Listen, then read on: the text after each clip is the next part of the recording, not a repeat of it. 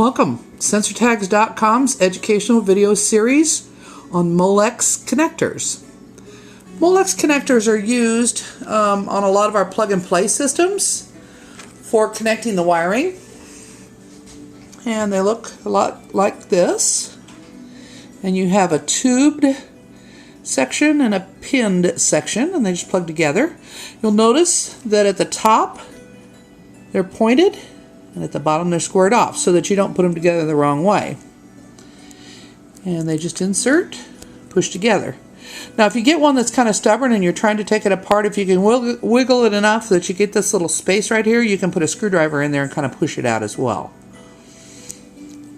Okay, and we're going to talk today about how to replace a Molex connector. If you have one pull off, we can easily send you the parts.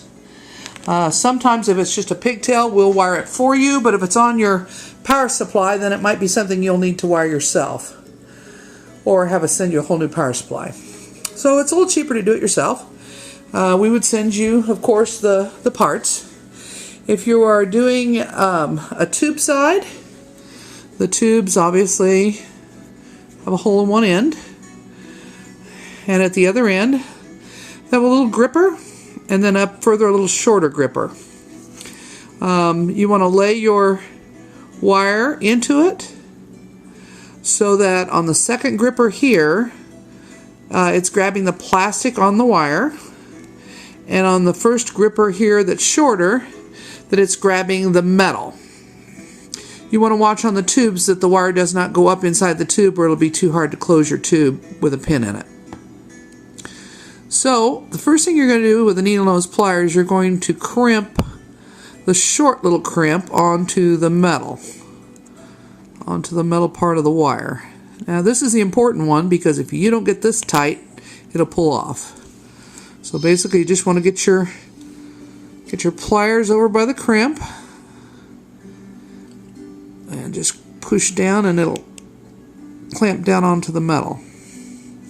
And when I do this, I always want to do it twice. Just kind of come on to it and push it really hard to make sure that you got that down tight. And if your needle noses are a little bit smaller than the ones I'm using, it's actually easier. But you want to push that down really hard, and then before you go any further, you want to kind of pull on this. And then this has got a little bit of looseness to it, so I don't have it crimped tight enough. You always want to check that, because if you don't get it tight, it'll just slide right off. So again, you want to come right back down to the crimped area and just squeeze your plier really hard. When you've got it tight, yeah, now there's no play in it. It won't move. Okay.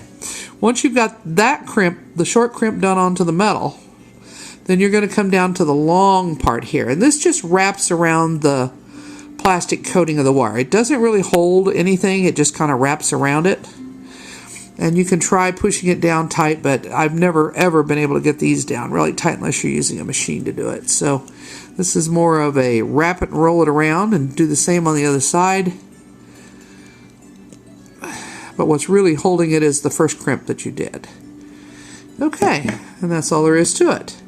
Do the same thing to this wire. Then when you go to put them in, you'll notice that the connector has a narrower side and a fatter side. Okay, you want to look at the ends of it. You want to find the end that's pointed like the roof of a house. Okay, that's where your tube has to come out at. The black wire is your ground, the red is your live wire. So you always want the ground in the peak of the house. So you shove that in and just double check one more time to make sure you got the right place. And you do this once you have both of these, and you're shoving the other one in at the same time. And then you just want to shove it in as hard as you can. If you have a little excess that's poking out, you can also grab your plier and just kind of coax it in by pushing it. If you did a good job of wrapping it so it's a little bit tighter than that, it's a little smaller, it goes in a little easier.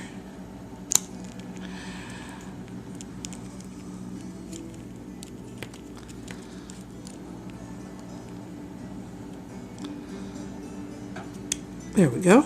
So you can kind of shove it in with your pliers if you have to. Okay, and you're doing the same thing on this one. You shove them both in at the same time.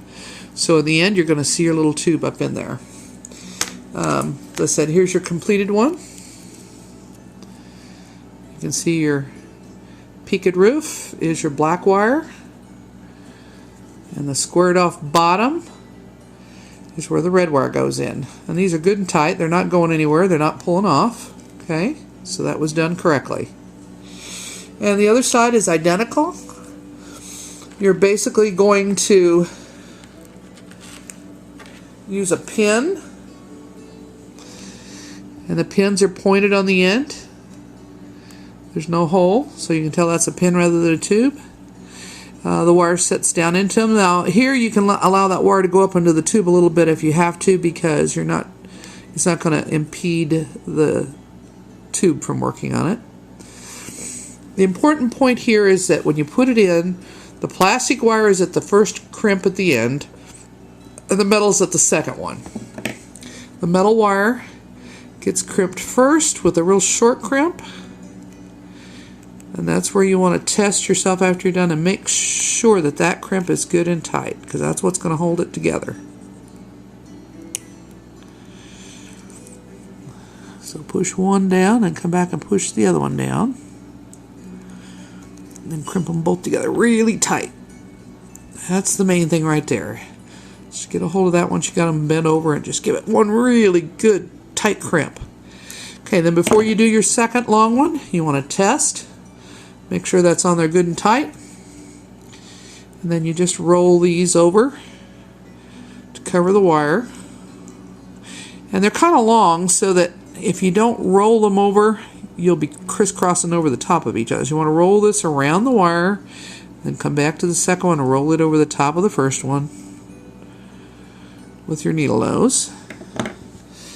And then remembering that there is also a fat side and a skinny side to this one. And the side that you can see the peak of the house is where you want the pin poking out of. So the one that's all squared off is where they go into. And the black wire goes in the top. And you'll notice there's 3 holes. We don't use the center hole. On the bottom hole is where the red one goes in. Now I would normally have both of these ready to go, and I'd push them both in at the same time. The black one at the top, the red one at the bottom, and nothing in the middle hole. But for now I'm just showing you the bottom one. Okay, you push that in as good as you can. If for some reason it doesn't go in all the way, then you use your plier to kind of squeeze it in like I showed you on the other one. And there we go. Got our pin in place at the bottom. That's Molex Connectors. If you have any problems or any questions with them, just give us a call. We'll talk you through it. But it's pretty simple stuff. Thank you for watching Sensortags.com Educational Video Series.